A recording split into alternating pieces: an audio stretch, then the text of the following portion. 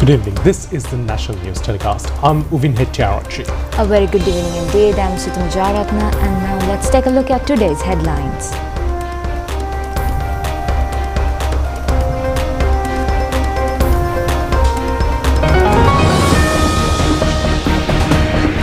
Death sentence for the former Prime Minister of Bangladesh, Sheikh Hasina.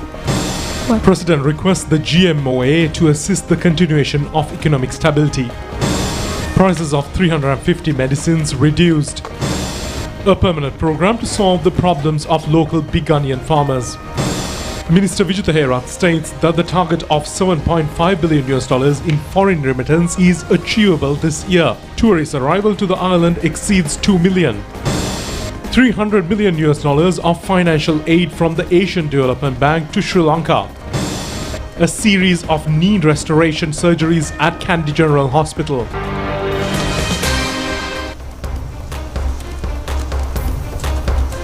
Now those and more stories in detail on today's top story. Former Prime Minister of Bangladesh has been sentenced to death for the crimes against humanity over her crackdown on student-led protests which led to her ousting.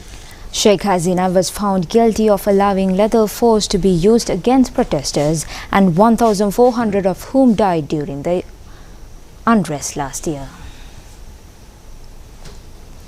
During the verdict, the special court stated that around 1,400 people were killed after being instructed the security forces to crush the protest against her government. The only defendant present at the court when the verdict was announced was the former police chief, who pledged guilty and testified for the state. Former Home Affairs Minister Asdusman Khan has not yet appeared before the court and remains in hiding. Report says that Sheikh Hasina is currently in India under special security protection. Following the announcement of the death sentence, demonstrators inside and outside the courthouse cheered, and heavy security was deployed in Dhaka, the capital of Bangladesh. A large group of protesters gathered in front of the residence of former Prime Minister Sheikh Hasina, and on several occasions they acted violently. Police reported by firing tear gas to disperse them. Criticizing the court ruling, Sheikh Hasina told the media that the verdict was highly biased and politically motivated. She described it as an attempt to prevent her party, the Awami League, and regain political power in the country. She also stated that she is not afraid of the ruling in any way. She challenged the interim government of Bangladesh to bring the case before the International Criminal Court in Hague, Netherlands. Sheikh Hasina, daughter of the Sheikh Mujibur Rahman, regarded as the founding father of Bangladesh, is the leader of the Awami League. She ruled the country as the Prime Minister for 15 years, and in 2024 massive student protests erupted across the country over a controversial job quota system. The Attorney General of the Bangladesh stated that the sentence imposed on Sheikh Hasina will take effect from the day she was taken into custody.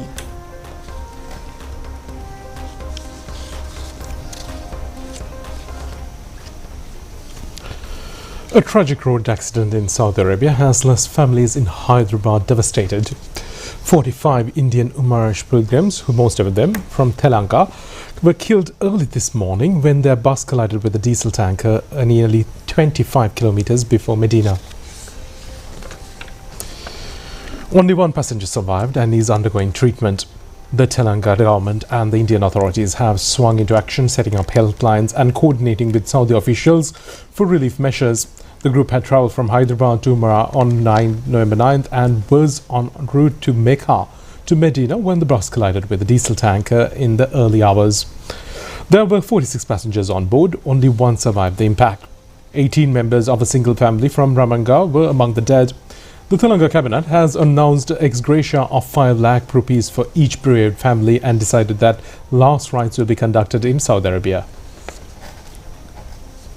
President Anil Kumar Dissanayake called on the Government Medical Officers Association to support the continued maintenance of economic stability during a meeting held this morning at the Presidential Secretariat. The country must be rebuilt together without creating a situation where you keep asking and I simply keep giving. President Dissanayake said that calling for collective responsibility in the reform process. The discussion was convened following a request by the GMOA. He acknowledged the critical role of the health sector in ensuring public well-being and reaffirmed that the government does not intend to reduce the benefit and facilities owed to professionals, including medical practitioners. The association presented a set of proposals and requests which were discussed in detail. Health and Mass Media Minister Dr. Nalinda Jayatissa, Labour Minister and Deputy Finance and Planning Minister Dr. Anil Jayantha Fernando, Deputy Health Minister Dr. Hansaka Vijayamuni and GMOA representatives attended the meeting. Chairman of the National Medicines Regulatory Authority, Consultant Dr. Ananda Vijayvikrama, says that a price of 350 medicines used in treatment of child diseases, cancer, diabetes, hypertension and number of other diseases have been reduced. He made these remarks during a special media briefing held in the Government Information Department today. Chairman of the National Medicines Regulatory Authority, Consultant Dr. Ananda Vijayvikrama, said that on July 21st, the Health Minister issued a gazette notification outlining the procedure for regulating the controlling prices of medicine. He said that according to this mechanism, a list of 350 medicines was published yesterday covering drug use for various illnesses. He stated that the cancer medication, which had previously cost 42,000 rupees, has now been reduced to 26,000 rupees. He further said that a drug given to a patient suffering from hyperintensive conditions had been priced at 6,000 rupees as market but would now be reduced to 4,000 rupees. He added that the medicine used to treat epilepsy has been reduced from 58 to 47 rupees. He further said that as doctors, the medicines they recommend will now be available to patients in the correct dosage within the proper time frame, helping the public to recover correctly. He stressed that the price control remains. Medicines must be sold at a regulated price and legal action can be taken against anyone selling them at a higher price. Minister K.D. Lalkantha says that a permanent system will be arranged to solve the problems faced by a local big onion farmers, and he made these remarks at a discussion held in the President's office in this connection today. It was stressed that the problems of the big onion farmers should be resolved with priority while providing big onion for consumers at an affordable price. Attention was also focused on increasing the production of big onion. The report prepared by the Government of Agriculture on the sustainable strategies and measures for production and marketing was also presented at this meeting. Accordingly, a program will be implemented to increase big onion production, which is 17% of the entire need in this year, up to 22% next year and 27% in 2027. The farmers pointed out that the fluctuation of price with a huge gap is a serious problem they face at present. Since the big onion cultivation is a sound way of an income, they requested the government to provide necessary facilities for this sector. Minister Lalkantha pointed out that since the majority of big onion farmers are small-scale cultivators, in calculating the production cost, special attention will be focused on them. The farmers were requested to be registered under the Agri and Development Department, as it will be pave way for the government to make necessary intervention if needed. The farmers expressed their gratitude to the government for the timely mediation to solve this problem. They also stated that they will work collectively with the government in finding solutions for these problems. Minister Vasantha Samarasinghe, Deputy Minister Namal Karunaratne were also present at this meeting. Expenditure heads of Ministry of Foreign Affairs, Foreign Employment and Tourism passed in Parliament today a committee-stage debate without amendments by a majority of 80 votes. The expenditure heads of the Ministry of Justice and National Aid and Recreation were also passed with amendments. Ministers or parliamentarians expressed their views at the committee-stage debate on the 2026 budget today. Foreign Minister Vijay Thairat said that he was pleased to announce that tourist arrivals in this year has exceeded 2.1 million. He said that they believe Sri Lanka could definitely reach 2.4 million visitors within the next month and a half. He added that the highest number of tourist arrivals in Sri Lanka's history has been previously recorded in 2015 and 2020, but this year would surpass those records. The minister also said that foreign remittances this year were higher since the 2016. He stated that in 2016, Sri Lanka had received $7.5 billion in remittances, and in 2024, the figure had reached $6.5 billion. He said the expected remittance to exceed $7.5 billion this year, marking the year as the highest remittance inflow in the country's history. MP Namal Rajpaksha alleged that an incident had taken place at a temple in Trincomalee this day and said that the police had taken charge of the matter in the morning. He claimed that the minister had some Buddha statue was removed for his own protection. Public Security Minister Ananda Vijaypal responded that the Trincomalee Harbour Police had received the information that the Buddha statue could be damaged, and based on that information, the police had temporarily removed the statue from the location. He said that they could not provide large security deployment at time because the statue had been placed around 10 p.m. He explained that the statue was taken to a Trincomalee Harbour Police Station to ensure its safety until the morning. He said that they instructed the police to restore the statue to its original location once security was ensured. The minister further said that the matter had already been discussed with Temple's chief monk, and community leaders and government MPs were also involved in the discussion. Colombo High Court today served indictments with regards to 2 cases filed by Bribery Commission against 4 defendants, including former Minister Kelia Rambukwala and his son and daughter. The case was summoned today before the High Court Judge Mohammed Mihal. 2 cases were relevant to the former Minister Kelia Rambukwala, his son Ramit Rambukwala, his daughter Amali Rambukwala, and domestic aide Nipunika Shangjar. The judge ordered to release each of them on 50,000 rupee cash bail and 2 personal bails worth 1 million rupees. Their foreign travel was also banned. The judge informed to call up the pre-trial conference on the case on the 12th and the 14th of January. Indictments were also served today regarding a case against former Minister Kelia Rambukwala, his son Ramita Rambukwala, today in Colombo Magistrate Court as well. They were ordered to release on 50,000 rupees cash bail and 2 personal bails worth 1 million rupees. The pre-trial conference of the case will be summoned on the 20th of January.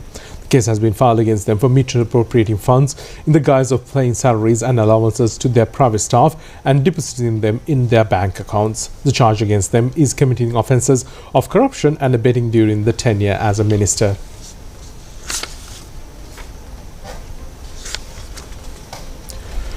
The case filed by the Bribery Commission against former Minister Mervyn Silva was summoned before the High Court Judge Mohammed Mihal today.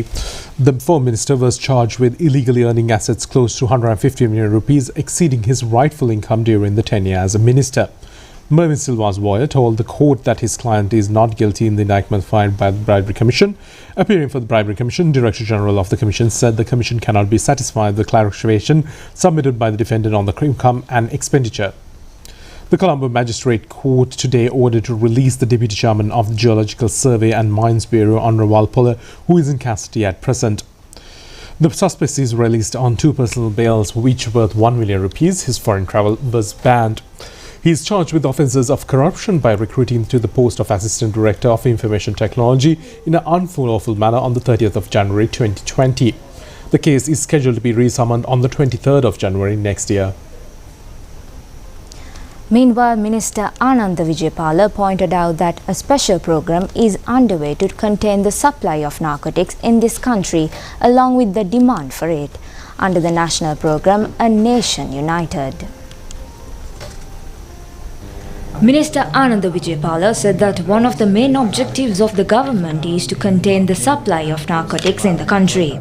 A mechanism in this regard has launched now with the assistance of the Department of Police and the Tri-Security Forces. An operational committee has also been established under the leadership of the Inspector General of Police. Relevant information in this regard is being received at present to the hotline number 1818. In addition, another short number 1927 is also available under the National Dangerous Drug Control Board. Information can also be provided via number 119 and 118 or the Ministry of Public Security. A number of 800 information have been received within 4 days and raids are also being conducted now. In addition, the general public is also cooperating with the government in these endeavours. Efforts are on to contain the demand and the supply of narcotics by raising awareness among the public. A series of programs to raise awareness against the dangerous narcotics menace spread across the country was held yesterday at the Yatinur area. It was also conducted in Kadugannava, Limathalawa and Peradeniya towns with the participation of Deputy Minister Dr. Hansaka Wijayamuni. Mahasangha, people's representatives and a large gathering attended this occasion. A march was organized at the Talapitiya area in Galle against the narcotics menace. The residents of the area was enlightened on the consequences of cigarettes and liquor after a peaceful march in this regard. The march started opposite Muhyadiyan Jumma Masjid, Talapitiya, and travelled across the area joined by the police, a large number of participants including residents of the area. A public signature campaign providing public assistance to contain narcotics was also held parallel to this program. Meanwhile, 1,125 raids have been conducted since 30th of last month under the A Nation United National Narcotics Prevention Program implemented island-wide. According to the police, 1,123 suspects have been taken into custody. In addition, 33 suspects are kept under detention orders and another 30 persons will be rehabilitated as per police information. A provincial councillor suspected to be in business of cannabis was taken into custody yesterday at Dikkumbura area, Gala Uda. 86,000 milligrams of cannabis has been taken into police custody from his possession. The 29-year-old suspect who was taken into custody is reportedly a councillor of Kandekatiya Pradesha Sabha and an employee of the Wildlife Department, according to the police. A series of knee replacement surgeries are presently being conducted these days at the Kandy National Hospital. The program has been arranged to mark the 70th anniversary of the diplomatic relations between Sri Lanka and Thailand. Siriraj Hospital in Thailand, in financial assistance with 3 major Buddhist temples of Thailand, has invested about 150 million rupees for this goodwill endeavour. Patients were carefully assessed and guided by Professor Dr. Kirti and supported by a dedicated team of orthopedic specialists and nurses from both countries. The knee replacement surgeries will be conducted at the Kandy General Hospital from 7 a.m. to 9 p.m. every day until the 19th of the month. The initiative aims to conduct 79 free knee replacement surgeries in just 3 dedicated days at the National Hospital in Kandy. It is significant that a patient who has undergone surgery will be able to walk to a certain extent within 2 hours of knee replacement. The Thailand medical team stated that the condition of the patients who underwent the surgeries treated are of today of a good health condition.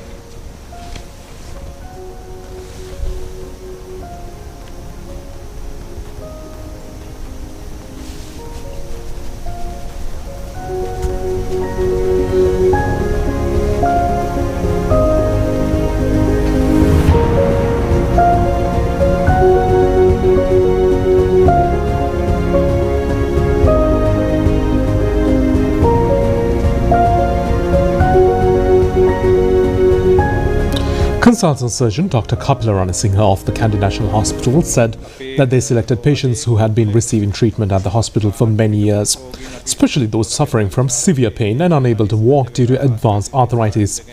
He said that he initially planned to operate on 70 patients, but they finally decided to perform the surgery on 77 patients.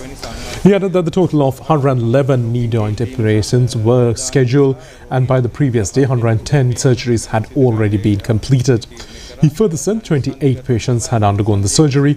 They expect to complete 7 more joint procedures within the given time frame.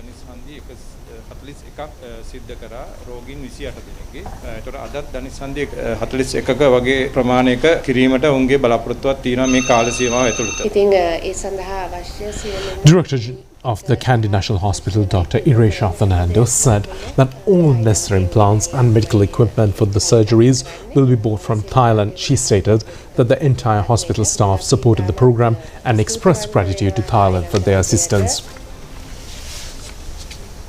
A special attention has been paid by the budget this year to provide safety to street dogs and to introduce services and facilities for the cremation or burial of pets. President Anurukumara Dissanayake, in his capacity as the Minister of Finance, has proposed to allocate a sum of 100 million rupees from the budget this year. With the changes in lifestyle and the tendency of keeping pets is also increasing rapidly in urban and semi-urban areas. Along with this, the burial and cremation of pets has also become a problem. The demand for respectable alternatives responsible environmentally has also gone up. It has been identified that a methodology in order to take care of street dogs and pets in urban areas is also essential to be developed with local government institutions. Pilot projects will be implemented in local government institutions at Kasbava and Piliyandala areas with the objective of encouraging the provision of services to cremate and intermate pets and to take care of street animals as a part of paying attention to their requirement. A sum of 100 million rupees has been proposed by this year's budget, and the general public have appreciated the new step taken by the government to provide safety for street dogs and pets and also to provide services and facilities in this context.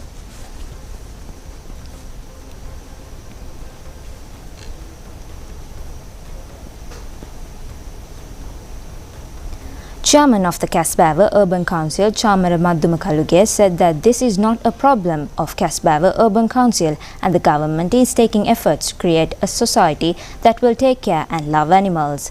At the same time, the people should also be protected and the President has to be thanked for the approach taken in this respect. The 56th Asia-Pacific Health Conference was held in Thailand recently, where Sri Lanka achieved several major recognitions. The Vice-Chancellor of the University of Colombo, Professor Indika Karunatilaka, was elected the President-elect of the APA-CPH, the first Sri Lankan to be selected for the position. Meanwhile, a top international award was won by our very own news presenter and medical student Niket Karunaratne. The Asia-Pacific Public Health Conference in Chiang Rai brought together more than 600 participants from 20 countries to discuss current public health challenges. Sri Lanka marked a significant milestone this year as the Vice-Chancellor of University of Colombo, Professor Indika Karunatilaka, was elected President of APEC, the first Sri Lankan to be selected for this position. National television is also proud to highlight the achievement of our very own presenter Niket Karunaratne, a fourth-year medical student at the University of Colombo. Mr. Niket Karunaratne, Faculty of Medicine, University of Colombo, Sri Lanka. He won the Young Investigator Traveller Award for his research presentation for the research conducted on the current situation of dementia, bringing recognition to both the country and the university. Another Sri Lankan student, Charani Gama Achige, won the award for the best oral presentation in her category, while several other academics presented their work at this conference. APEC is the largest public health academic organization in the Asia Pacific. It has members from 27 countries, including top universities in the Asia Pacific. During the General Assembly and the International Conference of APEC, which was held from 3rd to 8th November 2025, I was appointed as the President-elect of the organization. This is a very significant moment for the university as well as for Sri Lanka, because I am the first Sri Lankan to be appointed in this prestigious position. Also, this will provide opportunities and more recognition for the university as well as in the country, in the international arena and especially in the public health. I recently had the opportunity to present my research at the 56th APAC, which recently took place in Thailand. I was also extremely honored to receive the Young Investigator Traveller Award for my research on dementia. So my research looked into the quality of the care received by patients in dementia and the problems faced by the families of patients with dementia when giving them with care. And I'm extremely grateful to the Faculty of Medicine, University of Colombo, the community stream of our university, my research supervisor, Professor Charuk Shiarabe-Pola, for their amazing guidance and providing us undergraduates with an opportunity to conduct research and present it at an international platform. I'm also grateful to the Vice-Chancellor of the University of Colombo for his continuing efforts at promoting the education, research and dissemination of early career students. My experience here at Sri Lanka Rupavahini Corporation was invaluable at providing me with the good communication skills that allowed me to present my research amongst other international delegates at the conference as well. So I'm grateful to my team here and all the experience that I've gotten from Sri Lanka Rupavahini Corporation. In more local news, the Asian Development Bank has provided a financial aid to the tune of $300 million to Sri Lanka to assist in economic reforms and to strengthen main areas along with enhancing long-term stability. Sri Lanka will receive a sum of $100 million as financial aid for the stability and to reform programs in finance sector, paying attention to the improvement of assets and quality along with strengthening the bank sector. Another sum of $100 million will be allocated to assist in the state finance reforms and improving income management. The remaining $100 million will be engaged for the Sustainable Development Program in tourism sector. Out of this amount, $70 million has been earmarked for reforms in tourism sector and another $30 million to improve Trincomalee, Dambulla and Sigiriya tourist locations. The Secretary to the Ministry of Finance, Dr. Harshana Surya Peruma, signed for the agreement regarding this financial aid on behalf of the government, and Takafumi Kadono, local representatives of Asian Development Bank, signed on behalf of the ABD. Chairman of the National Lotteries Board, MDCA Pereira, says that many malpractices have been committed in the National Lotteries Board during the past 10-year period. He revealed these facts at a media briefing held in the Government Information Department auditorium today. Chairman of the National Lotteries Board, MDCA Pereira, said that before 2015 presidential election, a sum of 68.4 million rupees were spent on promotion campaigns for the presidential candidate. A large cutout of the candidate has been erected, misusing the funds of the National Lotteries Board. A complaint in this connection has been lodged during the good governance regime. Since this case is now before the courts, further details cannot be revealed. Lottery named Airport Super Draw was introduced in the past and the tickets were priced at $. A loss of 40 million rupees occurred due to the lottery. In addition, marketing agency Splash Advertising is yet to be paid a sum of $6,140.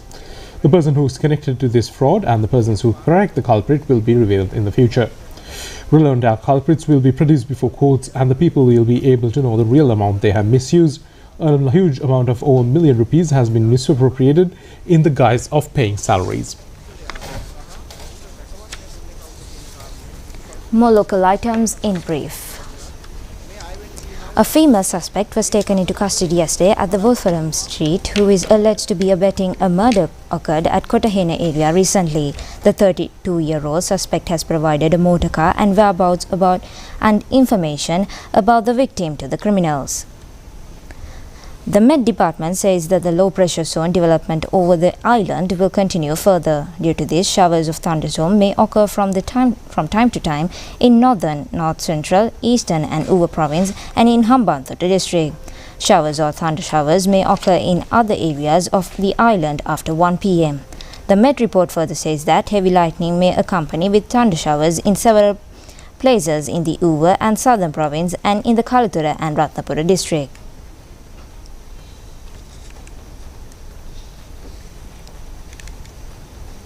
Former Deputy Speaker Ajit Rajapaksa and former Southern Provincial Minister D.V. Upali were summoned before the Bribery Commission today.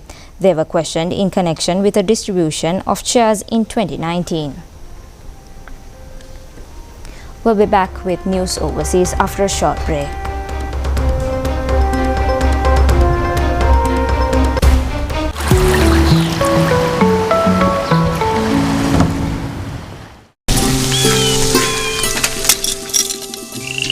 தம்பி நீங்க இதை செய்துட்டு வாங்க. Cycle நின்று போச்சு தானே? ஆனா வாழ்க்கை நின்று போக விட முடியாது தானே. நேரத்துக்கு பாலை கொண்டு போய் சேர்த்துடணும். இருக்கு, நான் கொண்டு போய் விடுறேன். என்ன பத்தி எதுவுமே தெரியாம கூப்பிடுறீங்க? உங்களை பத்தி தெரியாட்டலும் உங்க கஷ்டத்தை தான் புரிஞ்சுக்க முடியுது. நாம் ஒருவரையொருவர் புரிந்து கொள்ளக்கூடிய சந்தர்ப்பங்கள் பலவற்றை அன்றாடம் கடந்து செல்கிறோம். Commercial credit.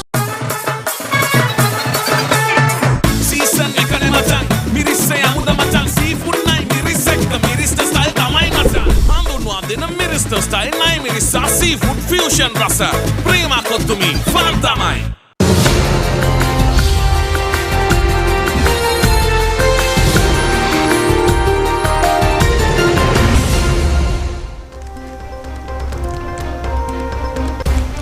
Now on foreign news, Brazil has unveiled a new monumental symbol of faith in the city of Quito. A 54-meter statue of Our Lady of Fatima, now taller than Rio's Christ the Redeemer, has just been inaugurated, drawing thousands of worshippers to the northeastern region. Brazil celebrated the historic moment of devotion on Thursday as Crato in the northeastern state of Creta unveiled a 54-meter statue of Our Lady of Fatima, now the tallest of the kind in the world. The towering monument, designed by artist Ranelson Viena, surpassed the height of Rio's iconic The Christ the Redeemer and rises above the Caravaggio.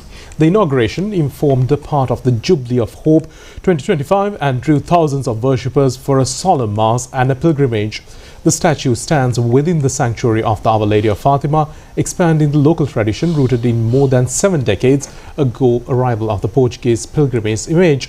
The new monument becomes the Crato's most prominent symbol of enduring Marian devotion.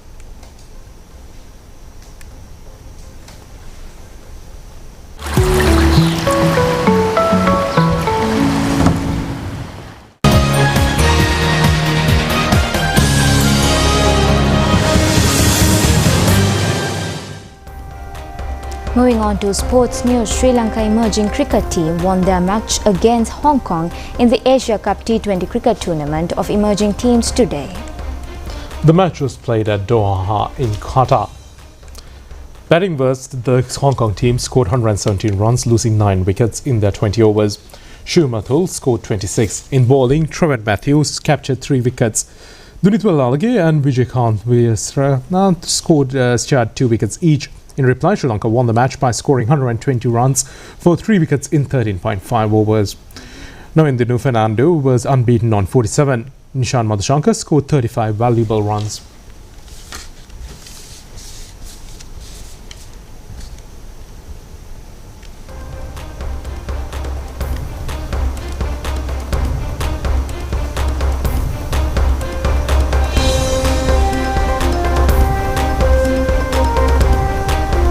That's it for tonight's English News telecast. Thank you for joining us. Good night.